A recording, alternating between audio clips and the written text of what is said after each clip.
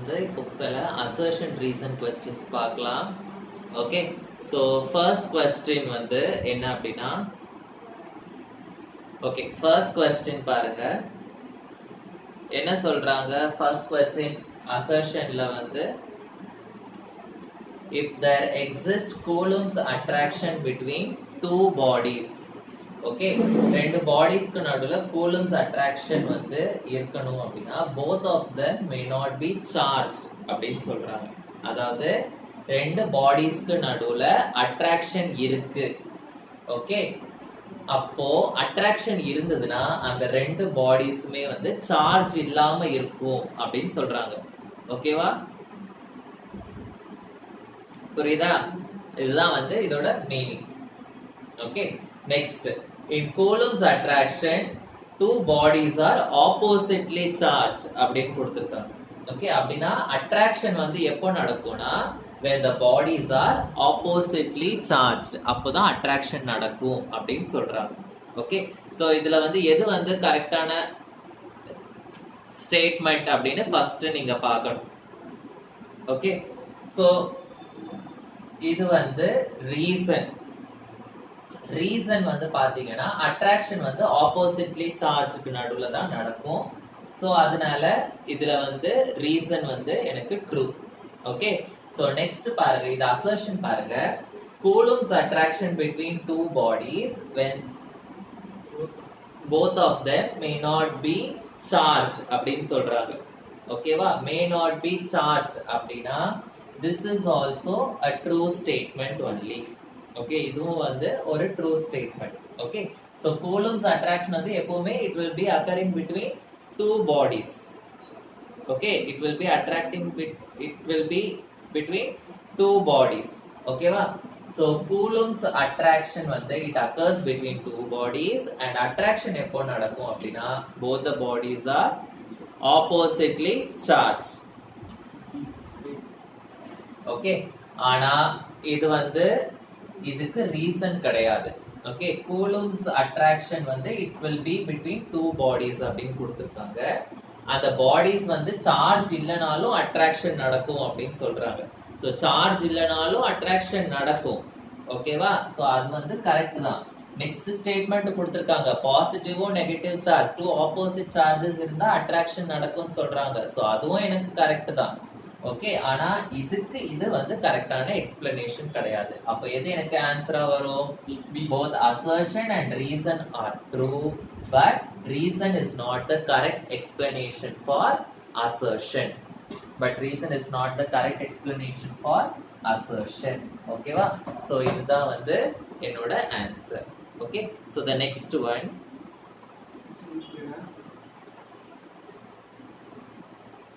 So நீங்க கேட்கலாம், இப்போ ஒரு ரெண்டு பாடிஸுமே வந்து சார்ஜ் இல்லைன்னா எப்படி வந்து அட்ராக்ஷன் நடக்கும் அப்படின்னு நீங்க வந்து கேட்கலாம். சோ ஒரு பாடி வந்து நியூட்ரலா இருக்கு, இன்னொரு பாடி வந்து பாசிட்டிவ் சார்ஜா இருக்கு அப்படின்னா என்ன பண்ணும்? இந்த பாசிட்டிவ் சார்ஜ், இந்த நியூட்ரல் தான் என்ன அர்த்தம்? இதுல வந்து பாசிட்டிவ் நெகட்டிவ் ரெண்டு சார்ஜுமே இருக்குன்னு அர்த்தம். So what it will do, இது பாசிட்டிவா இருக்கிறதுனால நெகட்டிவ் எல்லாத்தையும் இந்த சைடு அக்யூமுலேட் பண்ணிடும், பாசிட்டிவ் எல்லாத்தையும் இந்த சைடு அக்யூமுலேட் பண்ணிடும். அப்போ it will start attracting this. புரியுதா? சார்ஜ் செப்பரேஷன் நடக்கும். ஓகேவா, சோ அட்ராக்ஷனுக்கு ரெண்டு பாடிஸுமே சார்ஜா இருக்கணும் அப்படின்ற அவசியம் கிடையாது. அதாவது ஒன்னு சார்ஜா இருந்தா கூட போதும். சோ அதனால தான் இந்த ஸ்டேட்மெண்ட் வந்து ட்ரூ. ஓகேவா, அண்ட் அட்ராக்ஷன் எப்பவுமே it will be occurring between positive and negative. Okay, ரெண்டுமே true, but it is not the correct explanation for the assertion. Okay, ஓகேவா, it is not the correct explanation. Reason தான் நான் இப்ப சொன்னேன். ஓகேவா, reason என்ன? இதுக்கு ரீசன் என்ன? ஆக்சுவலா ரெண்டுமே வந்து ஏன் சார்ஜா இருக்க வேண்டிய அவசியம் கிடையாது. ஏதாவது ஒன்னு சார்ஜா இருந்தா போதும். ஏன்னா ஒன்னு சார்ஜா இருந்தாலே இன்னொரு பாடியில அது என்ன பண்ணும்? சார்ஜ் வந்து அழகா செப்பரேட் பண்ணிடும். ஓகேவா, செப்பரேட் பண்ணிட்டு it will start attract. Okay, so next question போலாம். நெக்ஸ்ட் क्वेश्चन பாருங்க. Electric force acting on a proton and electron moving in a uniform electric field is same, whereas the acceleration of electron is 18,036 times that of the proton அப்படின்னு கொடுத்திருக்காங்க. Reason என்ன கொடுத்திருக்காங்கன்னா electron is lighter than the proton அப்படின்னு கொடுத்திருக்காங்க. என்ன கொடுத்திருக்காங்க? electric force வந்து it is acting on a proton and electron, okay, moving in a uniform electric field is same. அப்படின்னா ஒரு electric field இருக்கு, uniform electric field இருக்கு. இந்த யூனிஃபார்ம் எலக்ட்ரிக் ஃபீல்டுல என்ன இருக்கு? எனக்கு புரோட்டானும் இருக்கு, எலக்ட்ரானும் இருக்கு. ஓகேவா? சோ இந்த புரோட்டானும் வந்து it will be affected. Force will act on the proton, force will act on the electron also. அதான் இங்க கொடுத்திருக்காங்க. Electric force acting on a proton and electron வந்து will be same. ஏன்னா proton and electron ரெண்டுமே equal charge. ஆனா இது positive, இது negative. So acceleration of electron வந்து is greater than, so இவ்ளோ times greater than proton அப்படின்னு கொடுத்திருக்காங்க. So force வந்து ரெண்டுக்கு மேலயும் ஆக்ட் ஆகும். ஏன்னா ரெண்டுமே வந்து சார்ஜ்டு பார்ட்டிகல் தான். ஆனா என்னது? இது பாசிட்டிவ், இது நெகட்டிவ் சார்ஜ். அதுதான் டிஃபரன்ஸ். ஸோ ரெண்டுத்துக்கு மேலேயும் ஆக்ட் ஆகும். அப்படி ஃபோர்ஸ் வந்து ஆக்ட் ஆகும்போது இந்த எலக்ட்ரானோட மூவ்மெண்ட் வந்து ஆக்சிலரேஷன் வந்து அதிகமா இருக்கும் அப்படின்னு சொல்லியிருக்காங்க. ஆமா, அதிகமா தான் இருக்கும். ஏன்னா எலக்ட்ரானோட வெயிட் வந்து is very much less compared to that of the proton. So இதுக்கு என்ன ஆன்சர் வரும்? ஸோ அசர்ஷன் வந்து true. Okay, electron is lighter then proton correct ஸ்டேட்மெண்டா? இதுவும் வந்து correct statement. Okay, so electron வந்து புரோட்டானை விட லைட்டரா இருக்கிறதுனால தான் எலக்ட்ரான் வந்து ஃபாஸ்டா மூவ் ஆகுது அந்த ஃபோர்ஸ் ஆக்ட் பண்ணும்போது. Okay, so both assertion and reason are true, and assertion is the correct reason is the correct explanation for assertion. Okay, so option A will be my correct answer. Okay, next question.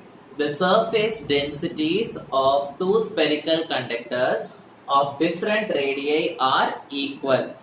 Okay, then the electric field intensities near the surface are also equal அப்படின்னு கொடுத்திருக்காங்க. Surface charge density is equal to charge per unit area அப்படின்னு கொடுத்திருக்காங்க. Okay, so first வந்து நீங்க எப்பவுமே whether assertion is true or false னு கண்டுபிடிக்கணும். Okay, so இது true or false ஆன்னு கண்டுபிடிக்கணும், இதுவும் true or false ஆன்னு நீங்க வந்து கண்டுபிடிக்கணும். Okay, so உங்களுக்கு ஃபர்ஸ்ட் ஆப்ஷன் வந்து என்னவா இருக்கும்? both A and R are true அப்படின்னு இருக்கும். கரெக்டா? and R வந்து கரெக்ட் எக்ஸ்பிளனேஷன் அப்படின்னு இருக்கும். கரெக்டா? and செகண்ட் ஆப்ஷன் என்னவா இருக்கும்? A and R are true அப்படின்னு இருக்கும். கரெக்டா? so next என்னவா இருக்கும்? R வந்து not the correct explanation அப்படின்னு இருக்கும். So நீங்க வந்து first assertion வந்து true or false னு கண்டுபிடிக்கணும், reason வந்து true or false னு கண்டுபிடிக்கணும். ரெண்டுமே true னு வந்ததுன்னா either it will be option A or option B. ஏன்னா இது ரெண்டுத்துலயுமே தான் வந்து A and R are true அப்படின்னு இருக்கு. கரெக்டா? தேர்ட் ஆப்ஷன் என்ன வரும் எனக்கு? A is true, R is false னு வரும். கரெக்டா? இப்போ A மட்டும் ட்ரூவா இருந்துட்டு R வந்து எனக்கு ஃபால்ஸ் ஸ்டேட்மெண்டா இருந்ததுன்னா it is obviously option C. Okay, and D option என்ன வரும் எனக்கு? A வந்து ஃபால்ஸ், R வந்து ட்ரூ அப்படின்னு வரும். ஸோ A வந்து ஃபால்ஸா இருந்ததுன்னா நீங்க வந்து கண்ணை மூடிட்டு ஆப்ஷன் D வந்து நீங்க எழுதலாம். ஏன்னா எல்லா ஆப்ஷன்லயும் மற்ற எல்லா ஆப்ஷன்லயும் A true, A true, A ட்ரூன்னு தான் இருக்கு.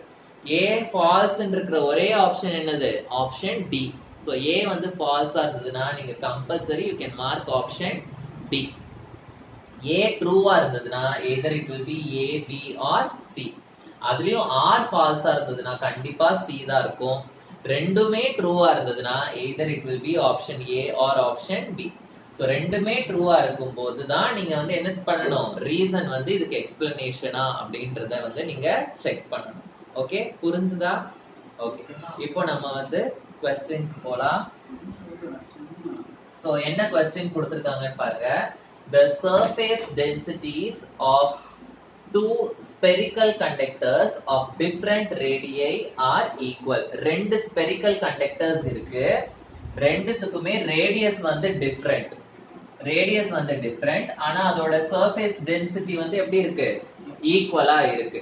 அப்படி இருந்தது அப்படின்னா, அதாவது ரெண்டு ஸ்பெரிக்கல் கண்டக்டர்ஸ் இருக்கு, அது ரெண்டுத்துக்கும் ரேடியஸ் வந்து டிஃபரெண்ட். ஒண்ணுக்கு மேபி சின்ன ரேடியஸா இருக்கலாம், ஒண்ணுக்கு கொஞ்சம் பெரிய ரேடியஸா இருக்கலாம். ஆனா அதோட சர்ஃபேஸ் டென்சிட்டி வந்து எப்படி இருக்கு? சர்ஃபேஸ் சார்ஜ் டென்சிட்டியோட சிம்பிள் என்னது? சிக்மா. சிக்மா வேல்யூ வந்து ரெண்டுத்துக்குமே சேமா இருக்கு. ஓகே, அப்ப என்ன சொல்றாங்கன்னா, the electric field intensity near the surface are also equal அப்படின்னு சொல்றாங்க. so sigma வேல்யூ ரெண்டுத்துக்குமே சேமா இருந்ததுன்னா அப்போ E வேல்யூவும் சேமா இருக்கும் அப்படின்னு சொல்றாங்க. ஓகே, இதுதான் வந்து assertion. next, surface charge density is equal to charge per unit area. அதாவது surface charge density னா sigma that is equal to charge per unit area. charge per unit area னா என்னது? Q by A அப்படின்னு சொல்றாங்க. ஓகேவா? So இதுதான் வந்து நமக்கு கொடுத்திருக்க ஸ்டேட்மெண்ட்ஸ். இதுல எது கரெக்ட், எது தப்பு, என்ன ஆன்சர் அப்படின்றத இப்போ நம்ம பார்க்கலாம். சோ இங்க பாருங்கம்மா, surface charge density is equal to charge per unit area. ஓகேவா? சோ surface charge density வந்து என்னது? சிக்மா. சோ ரெண்டு ஸ்பியர்ஸ் இருக்கு. சோ நான் வந்து ஃபர்ஸ்ட் ஸ்பியருக்கு வந்து சிக்மா 1 ன்னு எடுத்துக்கிறேன், செகண்ட் ஸ்பியருக்கு வந்து சிக்மா 2 ன்னு எடுத்துக்கிறேன். சோ அதுதான் இங்க சொல்லிருக்காங்க, both the surface densities are equal அப்படின்னு சொல்லிருக்காங்க. சோ சிக்மா 1 வந்து is equal to சிக்மா 2 அப்படின்னு நான் எடுத்துக்கிறேன். நெக்ஸ்ட் சிக்மானா என்னது? surface charge density. அது வந்து is nothing but charge per unit area. so charge per unit area னா என்னது? charge னா q1 divided by area வந்து என்னது?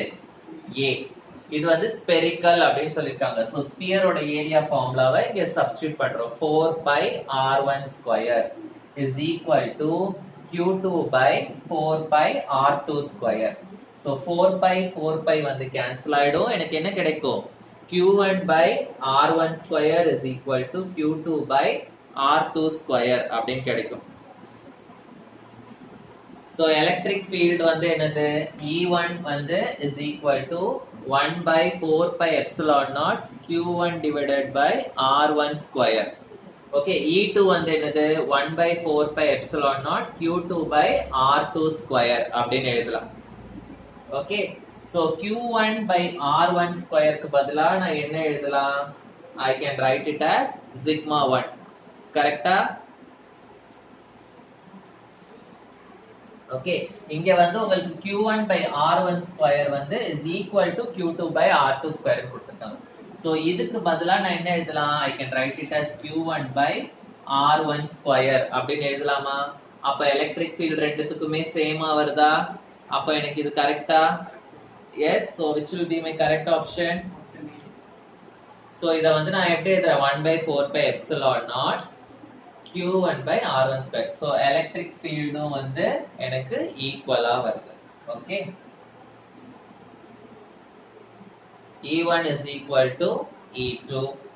so assertion வந்து true. okay, so surface charge density is equal to the charge per unit area அப்படின்னு கொடுத்திருக்காங்க. Okay, so இதுவும் true. ஏன்னா நம்ம இங்க அத சப்ஸ்டிட்யூட் பண்றோம். கரெக்ட்டா? surface charge densityக்கு area charge per unit area formula தான் சப்ஸ்டிட்யூட் பண்றோம். ஓகே, சோ இதுவும் ட்ரூ, இதுவும் ட்ரூ. சோ ரெண்டுமே ட்ரூனா நான் என்ன சொன்னேன்? either it will be option A or option B. Okay, ரெண்டுமே ட்ரூ தான், பட் இது வந்து இது ஈக்குவல் ஆகிறதுக்கு இது வந்து ரீசன் கிடையாது. இந்த ஃபார்முலா வந்து ரீசன் கிடையாது. ஓகேவா? so both A and R are true, but R is not the correct explanation for A. ஏன்னா இது ஃபார்முலாவை சும்மா சென்டென்ஸ்ல கொடுத்திருக்காங்க, அவ்வளவுதான். ஓகே,